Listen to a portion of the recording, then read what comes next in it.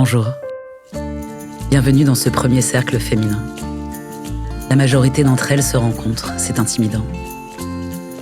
Le cercle d'aujourd'hui se découpe en 2 parties.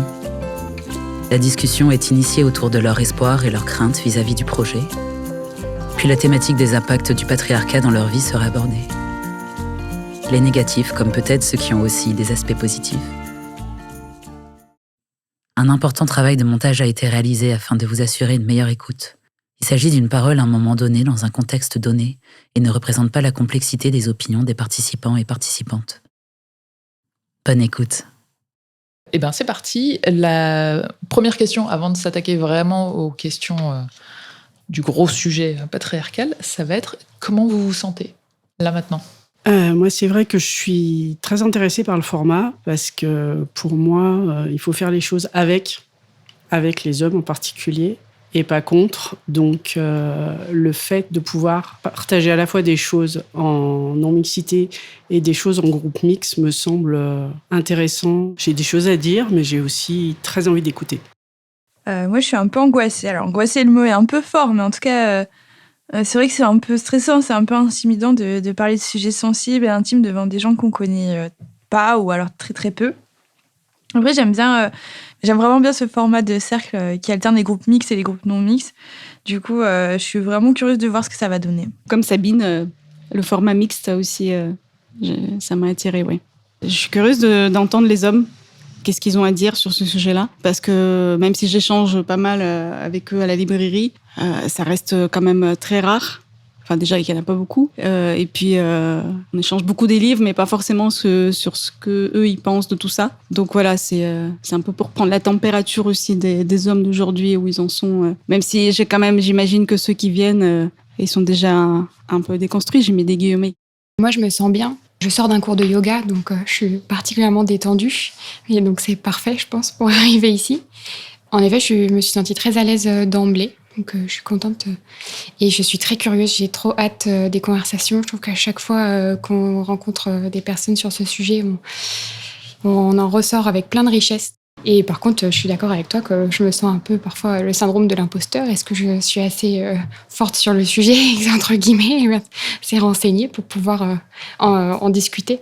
Alors moi, j'étais un peu nerveuse toute la journée. Pas forcément le syndrome de l'impostrice, mais le syndrome de... Il va falloir que j'anime à la façon plus comme Vincent, qu'on ait la même façon, histoire qu'il n'y ait pas un gros décalage entre notre ambiance quand on est entre femmes et l'ambiance quand c'est mixte. C'était plus ça ce qui me rendait un petit peu nerveuse. Et sinon, énormément hâte, évidemment. Et avec tout le côté technique qui s'ajoute et qui, je trouve, donne une deuxième dimension à ce qu'on dit, en fait, parce qu'on le dit pour soi et pour les personnes qui sont dans la pièce. Mais moi, j'ai un tout petit peu peur de ne pas me sentir aussi libre ou de me mettre moi-même des barrières, de pas forcément dire des trucs hyper intimes. Voilà, c'est ma seule petite réserve. Sinon, j'ai très, très hâte et je me sens aussi très en confiance, donc ça, c'est cool. Une petite crainte par rapport au moment où ça va être mixte. Alors j'imagine que des gens qui font cette démarche, effectivement, c'est qu'il y a déjà une réflexion, mais j'espère qu'ils se sentiront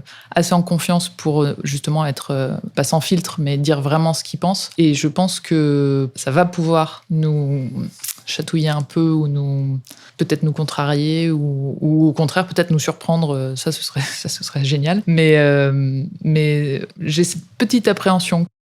Le fait de ne pas se connaître et de ne pas avoir de rapport à l'extérieur, ça change un peu de la donne dans le sens où il n'y aura pas forcément de conséquences. Quand c'est dans le cadre professionnel ou amical, forcément, on va s'inquiéter de qu'est-ce qui va pouvoir se passer si je dis telle ou telle chose.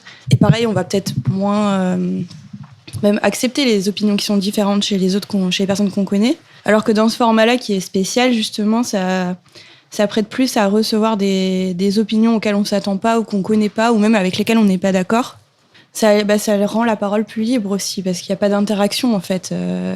Ou alors elle est vraiment très codifiée et du coup ça rend la chose plus libre. Après c'est vrai que ce sera quand même peut-être pas si évident. Je me suis peut-être un peu inquiète quand même à ce niveau-là parce que là tant qu'on est dans le cercle non mixte, j'imagine qu'on a quand même des opinions même s'il y a des choses qui diffèrent qui sont à peu près similaires, au moins dans les grandes lignes.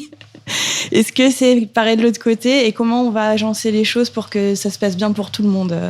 J'ai l'impression d'être à un mariage. Oui.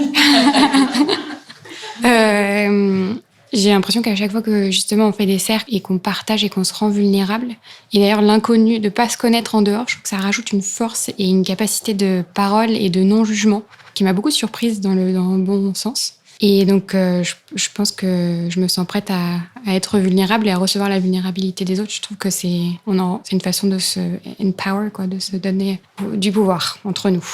Et en effet, je partage un peu les craintes avec les garçons. Je pense que ça va être nouveau d'ouvrir cette vulnérabilité à... Je le fais avec des amis garçons, mais des garçons que je ne connais pas dans des cercles. C'est une première expérience. Alors, en espérant que ça ne va pas nous remettre dans nos coquilles d'escargot. On va voir.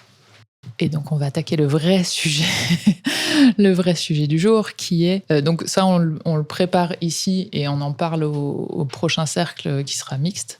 Donc, le premier sujet qu'on a choisi, c'est quels sont, dans mon quotidien, les exemples de l'impact du patriarcat. Ça peut être des exemples positifs ou ça peut être des exemples négatifs. Et qu'est-ce que je voudrais voir changer ou qu'est-ce que je voudrais voir rester pareil? Dans mon quotidien, ce que je voudrais changer, c'est tout ce qui va être autour de la charge mentale domestique. Alors, je suis en couple avec un homme. On n'a pas une organisation classique, on va dire. On vit entre 2 appartements, mais il y a quand même du quotidien partagé. Et même si il fait sa part des choses, enfin, il est responsable de ce qu'il a, de lui-même, etc. Bah, il y a quand même un des trucs qui restent, genre les chiottes, c'est toujours moi qui m'école. Voilà, ça c'est juste un exemple. Et je suis sûre que si je le fais pas, bah ça sera pas fait, quoi. Donc il y a encore du chemin à faire, mais c'est même pas ça. Il y a encore des trucs qui m'énervent, quoi, au quotidien. Voilà, ça c'est... Et la plupart du temps, bah, je le laisse passer. Quand même des choses que lui, il fait et que je fais jamais. Alors que je pourrais. Par exemple, et ça m'arrange, en fait. Par exemple, j'ai pas mon permis, j'ai pas de voiture. Bah, parfois, il m'amène d'un point A à un point B. Ou alors, je sais pas, je bricole pas du tout, moi. Donc, il va réparer quelque chose chez moi. Je me dis, s'il y a des tâches que moi je fais jamais et s'il y a que lui qui fait et c'est ok, pourquoi je peux pas faire certaines tâches? Mais en même temps, je me dis, ça c'est... Tout le monde devrait penser à ce genre de trucs. Des chiottes, par exemple, tout le monde y va, quoi. C'est une question que je me pose, je m'interroge. Comment réagir face à ça? Est-ce qu'il faut accepter ou est-ce qu'il y a une inégalité comme ça qui... Bon, après, ça reste des petits trucs, hein. Alors, après le divorce de mes parents, de façon très classique, comme dans plein de familles, c'est ma maman qui a pris en charge toute l'éducation des enfants. On est 3, il y a mon frère, ma sœur et moi, et qui se faisait tout ce qui concernait la maison, donc le ménage, les repas, etc. Et sauf qu'en fait, mon frère a pris un rôle un peu de petit chef vis-à-vis de ma sœur et de moi, et même parfois de ma mère. Et comme j'ai une petite sœur qui est très portée sur les questions féministes et une maman qui l'est aussi, qui est même un peu misandre parfois, c'est vrai qu'on a eu une ambiance ultra explosive pendant un bon moment dans la famille.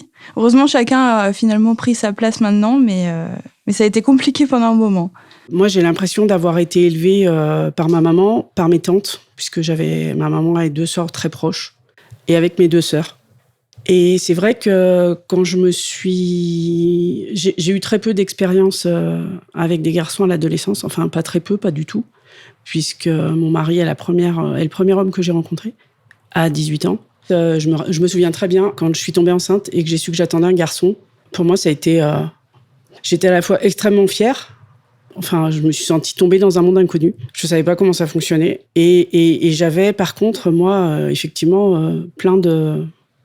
Pas des a priori, mais voilà, je voulais faire autrement que ce qui s'était passé avec mon papa en particulier. Et j'ai l'impression d'avoir élevé mes garçons en particulier de manière féministe. Et c'est plus compliqué que ça, en fait. Et éduquer les garçons, alors pour moi c'est fini ou presque, mais ça me pose question. Comment faire pour éduquer les garçons à être féministes, peut-être pas, mais au moins à l'égalité, à ce qu'ils quittent leurs privilèges innés, on va dire, dus à la société. Récemment, du coup, je travaille plus. Du coup, je me suis retrouvée avec vraiment beaucoup de temps libre, ce qui est vraiment chouette dans l'idée. Mais j'avais envie de faire plein de choses. Et comme mes amis ne sont pas disponibles en pleine semaine parce qu'eux travaillent, je me suis dit que j'avais pas envie de ne pas les faire parce que je devais les faire seule. Et du coup, j'ai commencé à faire ces choses seule. Donc, c'était des choses simples comme aller au théâtre, boire un café en terrasse ou lire un livre. Mais je me suis rendu compte que j'étais pas super forcément à l'aise dans ces contextes juste parce que j'étais seule, en fait. En fait, la chose qui rendait ça peut-être un peu, parfois pas désagréable, mais un peu oppressant, c'est qu'en fait, même sans se faire embêter, parce que bon, ça arrive que je me fasse embêter, mais finalement, je sais pas si c'est l'âge, mais c'est de plus en plus rare. Même sans se faire embêter, il y a quelque chose de parce que il y a très peu de femmes en fait qui font des choses comme ça seules, qui fait que c'est un peu, c'est un peu lourd, c'est un peu, je suis pas forcément toujours très à l'aise avec ça, alors qu'il y a plein de garçons qui je vois le font, sont tout à fait très relaxés aux terrasses des cafés, ça arrive hyper souvent, mais on voit pas beaucoup de femmes en fait qui font des choses seules, et du coup je me suis rendu compte que c'était pas aussi simple que ce que j'imaginais. Peut-être c'était une question d'habitude aussi, mais pas que, je pense. Alors, quand je pense aux trucs qui m'impactent vraiment dans mon quotidien, je pense tout de suite à la gestion de mon apparence, que ce soit le choix des vêtements, le choix de ce que je fais de mes cheveux, du maquillage, d'en mettre, de pas en mettre, etc. Et j'ai essayé de réfléchir à une époque, j'ai porté des jupes, j'ai porté des talons, j'ai porté des bottes, etc. Et j'ai réfléchi pour savoir depuis quand j'avais arrêté. Et en fait, en refaisant un peu cette rétrospective, je me suis rendu compte que plus jeune, à chaque fois que j'ai osé faire un truc vestimentaire, surtout très jeune, et ben à chaque fois, mathématiquement, j'ai eu des remarques d'un mec que je connaissais pas dans la rue. Donc le premier, j'étais au collège, je me souviens très bien que j'avais osé mettre un petit haut, même pas un petit haut d'ailleurs, un cache-cœur à manches longues, mais qui ne cachait pas mes fesses, ce qui était, je mettais que des pulls de mon père XXL tout le temps. Et donc j'ai fait ça, j'avais 13-14 ans, je pense, j'étais en 4e. Et en fait, sur le chemin pour aller au collège, il y a une voiture de mec qui est passée à côté de moi et qui a gueulé, je sais pas quoi, mais des trucs comme t'es bonne ou je sais pas quoi. Et en fait, c'est hyper marquant. Ça paraît presque un peu banal et pas très grave en soi. Mais en fait, quand c'est répété, parce que la deuxième fois, ça a été 6 mois plus tard, à peu près la même chose. Et quand c'est répété tout le temps, en fait, ça touche vraiment un truc très intime. Ah, c'est marrant ce que tu dis là, parce que moi, j'ai remarqué que même si on doit être nombreuses dans cette situation-là, je m'habillais vraiment en fonction de mon niveau d'énergie à supporter. Par rapport au talon, il y a un truc qui est drôle, c'est que comme je suis grande et que mon mari faisait la même taille que moi, j'en mettais jamais, parce que ça lui plaisait pas. Et ça y est, maintenant j'en mets parce que l'avantage de se séparer, c'est qu'on tente plein de trucs, et j'ai tenté aussi de mettre des talons, et ça me plaît beaucoup. Si je compare Rosa aujourd'hui, Rosa il y a 20 ans, 15 ans, je me débarrasse plutôt de toutes les injonctions au fur et à mesure. Voilà, je peux aller au travail sans maquillage et je me sens très bien comme ça. Ça m'a fait penser aussi à un autre truc, c'est les poils. Moi, je suis très très conditionnée par le patriarcat sur cette question-là. Alors, je suis très poilue parce que je suis d'origine arménienne, donc peau blanche et poils noirs, drus.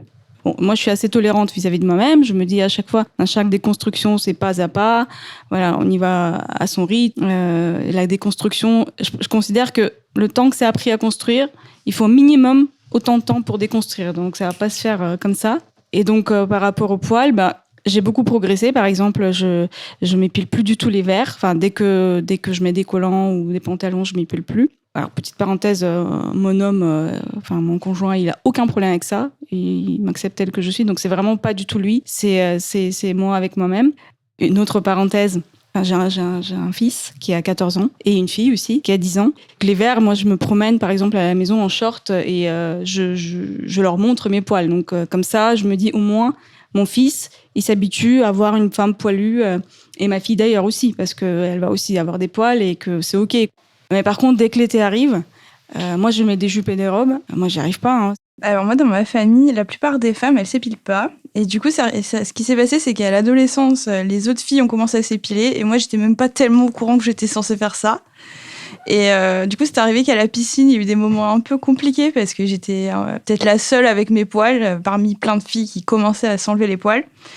Et du coup, comme les autres femmes dans ma famille ne faisaient pas ça, je n'osais pas du tout en parler à ma maman, ni à personne. Et donc, c'est devenu un sujet un peu étrange où je devais subir ça. J'essayais un peu en cachette, mais en même temps, bon, je sentais que c'était un truc qui avait l'air un peu ridicule dans ma famille. Du coup, je suis restée comme ça. Et maintenant, c'est vrai que c'est rigolo parce que plus personne parle de poils, enfin en tout cas de mes poils. Alors je sais pas si c'est parce que j'ai vieilli et que du coup ça intéresse moins de gens, ou si c'est parce que la pensée autour des poils a changé. Mais en tout cas, ça c'est vraiment, vraiment chouette parce que je suis plus embêtée à ce niveau-là. Il y a aussi un autre truc que je trouve cool, c'est que je suis plus la seule en tout cas. Enfin, en été, on voit souvent plein de filles d'ailleurs qui s'épilent pas ou en tout cas qui font pas forcément attention à ça. Et du coup, le fait de plus être la seule, c'est aussi vachement plus simple à vivre. Je trouve que le sujet des poils, c'est hyper intéressant. J'ai l'impression que chacun a son cheminement dans sa tête, chaque femme a son cheminement. Et moi, ça fait des années que j'essaie de me dire, en fait, je l'accepte de plus en plus chez moi, être poilue. J'ai refait la situation de dimanche où je suis terrorisée que même un de mes amis hommes me trouve dégoûtante parce que j'ai des poils. Donc, mais parfois, je me dis, là, dimanche, il y avait le défilé de la Biennale, on allait entre copains. Je me suis dit, mais je m'en fiche, j'ai des poils sous les bras, mais ça va, je trouve qu'ils sont pas trop longs, j'ai des poils aux jambes, mais ça me dérange pas. Et je vais être courageuse et je vais y aller là avec un truc débardeur et tout ça. Et en fait, j'ai voulu y aller avec tout mon courage et au début, mais j'étais pas à l'aise. Et j'arrivais pas, j'étais quand même dans ma tête, ah ben non, je vais pas aller fermer la fenêtre parce que ça va me faire ouvrir. Et je trouve ça, c'est frustrant parce que j'avais envie d'être courageuse et en même temps, je me limitais toujours au regard des hommes qui m'ont probablement, en plus, qui sont des amis. Et alors pourquoi je chercherais à il n'y a pas de séduction, mais pourquoi? Alors que eux ne me le demandent pas. Enfin, le chemin est long, quoi.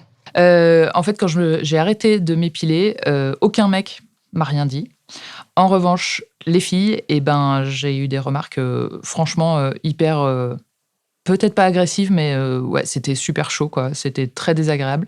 Ce qui fait que l'année d'après, je suis revenue dessus et j'ai tondu parce que pour être un peu tranquille, quoi. Et en fait, je me dis qu'il y a une mécanique quand même pas très très dure à mettre en place de juste se lâcher la grappe. Alors se lâcher la grappe à soi-même, bien évidemment, mais aussi lâcher un peu la grappe aux autres en se disant elle a des poils, bon, et alors, et elle a un décolleté de fou. Et alors, elle a les cheveux bleu fluo. Et alors, et en fait, si on fait tout ça, ça ira peut-être mieux. Moi, j'ai une amie, elle a 47-48 ans, et en fait, elle a décidé de faire une opération de liposuction. C'est ça, enlever du gras dans les cuisses. Évidemment, toute féministe que je suis, j'avais envie de lui dire, mais non, fais pas, tu vas dépenser beaucoup d'argent, t'es magnifique comme ça, etc. Et je me suis retenue vraiment à ne pas le faire. Et juste dire, voilà, si t'as envie de le faire, fais-le. Après, elle m'a beaucoup remerciée que juste, voilà, en fait, j'ai accepté sa décision. Mais en tant que son amie, en fait, et tout ce que j'avais lu encore une fois sur le sujet, j'avais envie de lui crier, en fait, et de la dissuader de le faire, quoi. Surtout que maintenant, en plus, je vois elle le voit elle-même que ça sert à rien. L'image qu'elle a d'elle-même n'a pas changé. Oui, elle a perdu un peu de graisse, mais elle s'aime pas plus, elle s'aime pas plus, quoi.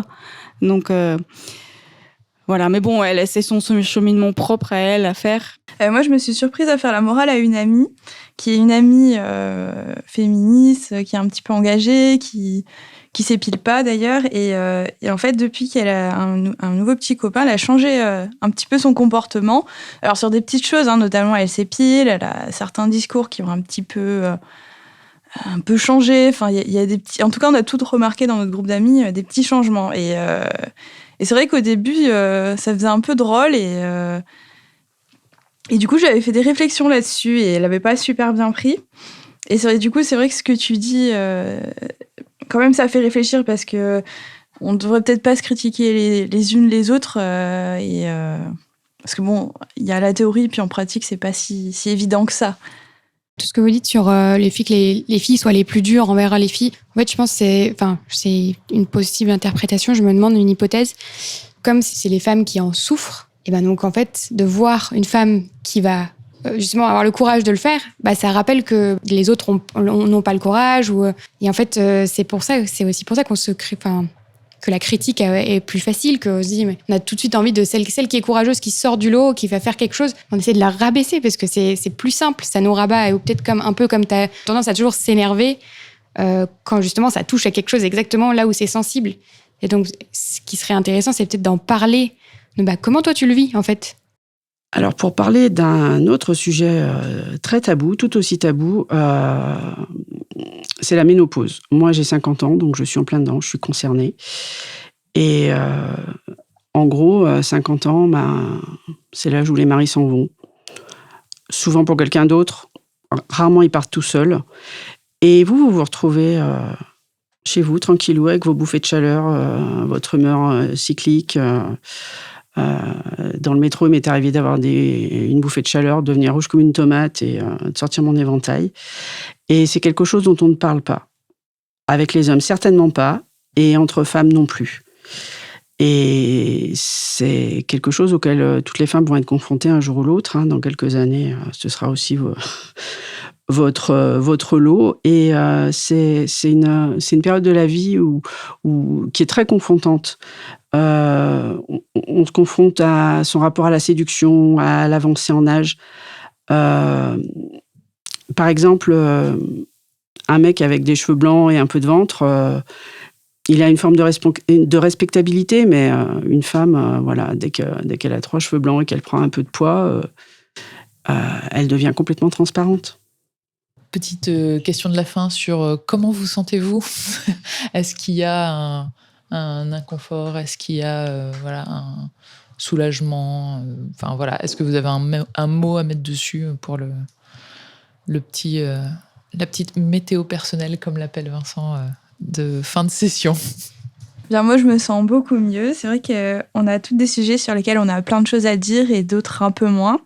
Mais c'était vraiment chouette d'entendre les témoignages d'autres gens sur des sujets qui, comme tu parlais de la ménopause, moi, j'ai pas l'habitude d'en entendre parler, même si ça concerne des gens de ma famille, j'en entends jamais parler. C'est pas un truc qui forcément me concerne maintenant, mais qui me concernera forcément plus tard. Et du coup, c'était vraiment, vraiment chouette de pouvoir réfléchir à des sujets que j'ai pas l'habitude d'avoir des discussions dessus. Alors moi, ça va être très physique. J'ai l'impression d'avoir le cœur tout gonflé d'échanges, de réflexions. Je me sens vraiment très bien. Moi, je me sens prête à partir pour 4 heures de discussion. Je suis hyper boostée, donc je suis en pleine forme. Alors moi, je me sens reposée. Déjà, j'étais reposée en arrivant, mais alors là, je me sens avec les paupières toutes gonflées, comme quand on se réveille d'une sieste. Voilà, c'est très agréable. Moi aussi, dans un cadre plus informel. Ouais. Moi, je me sens très bien, comme toujours à l'aise, comme au début. J'ai un petit mal de tête, mais c'est parce que je suis déshydratée. La pomme n'a pas suffi. Mais et fatiguée quand même un peu aussi. À 21h30, je dors en général. C'est vrai, true story. Merci beaucoup. On va rester là. Bonne soirée. Merci de les avoir écoutés. Nous espérons que cela vous a plu. Si c'est le cas, n'hésitez pas à parler du podcast autour de vous. C'est comme ça que les idées et les réflexions se diffusent. La prochaine fois que nos participantes se retrouveront, ce sera pour leur premier cercle en mixité. Elles ont hâte de rencontrer l'autre groupe et de découvrir comment ça va se passer. À bientôt.